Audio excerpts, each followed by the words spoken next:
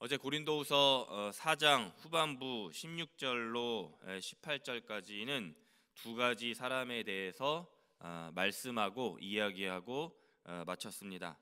그 두 가지가 무엇이냐? 바울은 두 가지 상반된 비교 대조하는 뜻, 개념을 가지고 고린도 성도들에게 말씀하고 설명하고 있습니다. 겉사람과 속사람, 환난과 그리고 영광, 그리고 마지막 보이는 것과 보이지 않는 것, 그래서 잠깐에 보이는 것, 영원히 보이지 않는 것, 이 두 가지 개념을 고린도 성도들, 교회 성도들에게 권면하고 설교하고 말씀하고 가르쳤던 것입니다. 그리고 계속해서 바울은 오늘 고린도후서 5장에 와서 땅에 있는 장막집과 하늘에 있는 영원한 집에 대해서 말씀하고 계십니다. 1절의 말씀입니다. 만일 땅에 있는 우리의 장막집이 무너지면 하나님께서 지으신 집 곧 손으로 지은 것이 아니요 하늘에 있는 영원한 집이 우리에게 있는 줄 아느니라. 아멘. 땅에 있는 집은 언젠가 반드시 무너질 것이다. 왜냐하면 그 땅의 집은 하나님의 손으로 지은 집이 결코 아니기 때문입니다.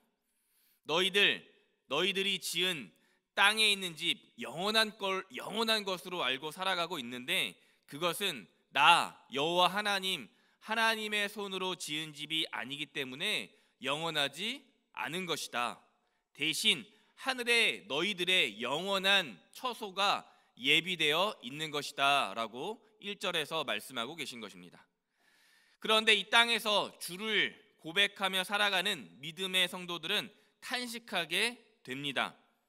장막집이 무너지는 이 땅의 마지막 그날, 주님의 날, 재림의 때가 반드시 올 것이기 때문입니다. 이 날에 제외되는 사람은 결코 한 사람도 없는 것입니다. 그러면 그 탄식의 내용이 무엇인가?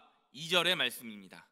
하늘로부터 오는 우리 처소로 덧입기를 간절히 사모하노라. 아멘.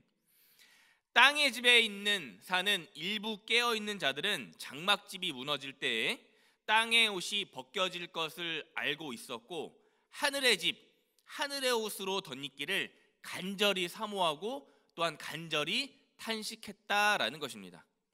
그러면 우리 대한민국을 살아가는 오늘 우리 모두 이 탄식함과 사모함과 간절함이 내 마음속에, 내 생각 속에 있는지 점검해야 하는 것입니다.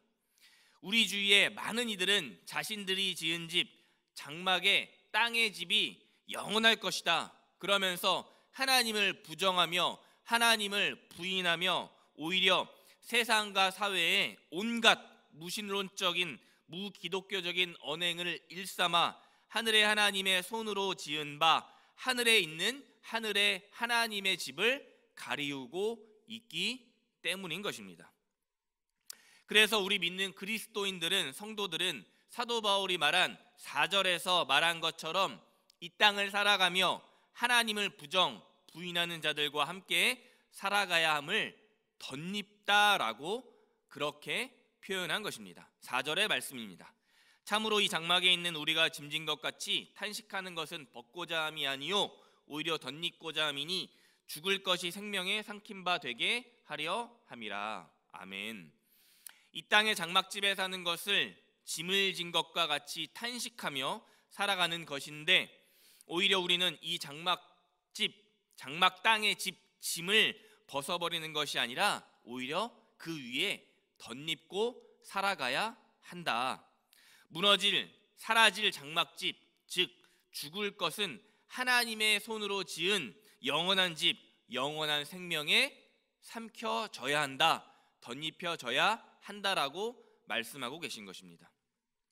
그러니까 오늘 말씀 전반부의 핵심은 주를 믿는 성도들아, 주를 믿는 그리스도인들아, 이 장막집, 장막 땅의 집에 우리 비록 탄식하며 하나님 간절히 살아가고 있지만 우리 본향 하나님의 손으로 지은 영원한 집을 간절히 사모하며 살아가거라. 이것이 오늘 말씀 2절과 4절에 덧입다라는 이 세 글자 단어가 표현하고 있는 것입니다.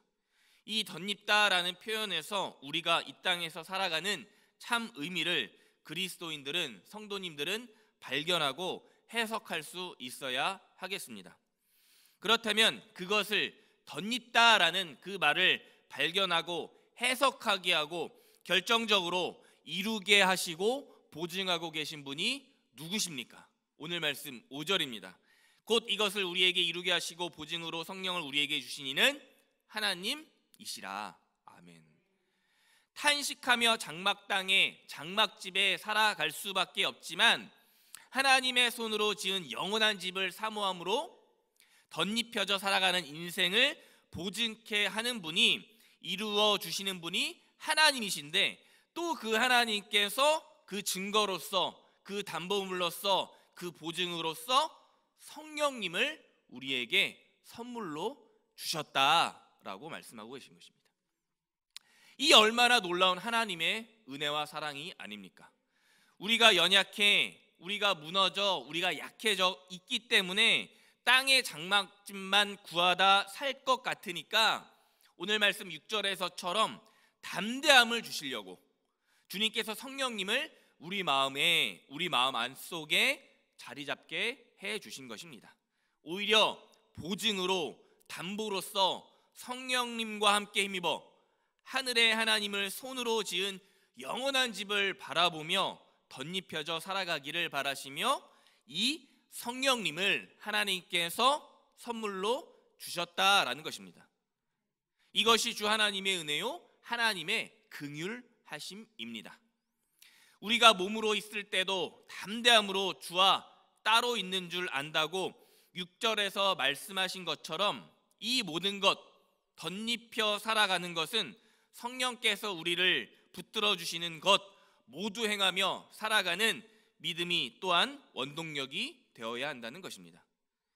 그러니 정리하면 우리가 이 땅에서 우리 인생이 덧입혀져서 살아간다라는 것은 땅의 집에 살면서 탄식하며 살아갈 수밖에 없지만 행함이 있는 믿음으로 매일을 걸어가는 것이며, 이 담대히 걸어가는 생활을 하나님께서 굉장히 확실하게 성령님을 우리에게 선물로 주심으로 보증하셨다라는 것입니다. 말씀을 맺겠습니다. 8절에서 바울은 땅의 장막집에 탄식하며 사는 생활이 얼마나 고달프고 애달프고 고통스럽고 힘들고 괴로운지 차라리 몸을 떠나 이 세상을 주와 함께 살고 싶다, 주와 함께 있고 싶다, 이 세상을 떠나서 내가 저 하늘 본향으로 당장 오늘이라도 나는 가고 싶다라고 말했습니다.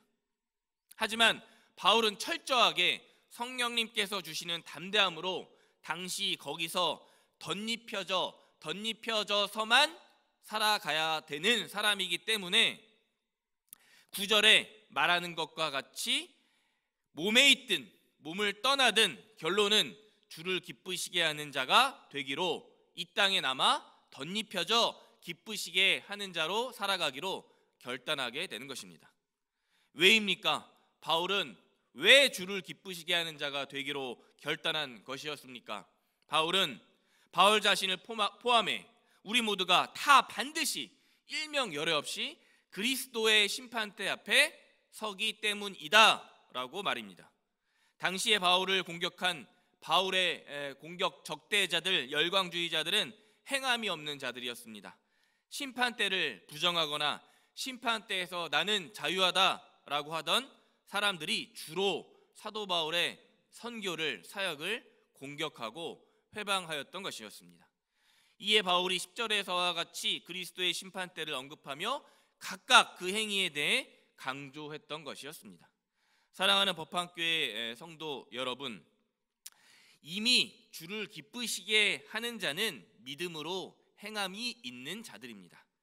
참 믿음과 행함이 일치하는 사람들은 그리스도의 엄중한 심판대를 깨달음으로 하늘의 영원한 집을 간절히 사모하는 자들입니다. 동시에 땅의 장막집에 탄식하며 살아갈 수밖에 없지만, 고통스럽게 살아갈 수밖에 없지만 하늘의 처소로 덧입혀져 살아갈 수 있는 것입니다. 우리가 본받아야 할 인생길인 것입니다. 그렇게 우리 법화교회 모든 성도님들 10월 한 달과 이번 한 주 명절 한 주간에 내 인생이 주님 성령님 도우심으로 말미암아 덧입혀져 살아가며 믿음과 행함 주를 기쁘시게 하는 모든 가정과 이웃 되시기를 주님의 이름으로 축원합니다. 아멘. 기도하겠습니다. 그런즉 우리는 몸으로 있든지 떠나든지 주를 기쁘시게 하는 자가 되기를 힘쓰노라. 아멘. 이 새벽 주 말씀으로 저희 심령 일깨워 주시니 감사합니다. 바울이 말했던 것처럼 이 땅에서 덧입혀져 살아감으로 주님을 기쁘시게 하는 삶 우리 성도님들 모두 되시기를 결단합니다. 또 행함과 믿음으로 영원한 하늘의 집을 우리에게 바라볼 수 있도록 영안을 열어 주옵소서. 우리를 죄에서 구원한 예수 그리스도의 이름으로 기도했습니다. 아멘.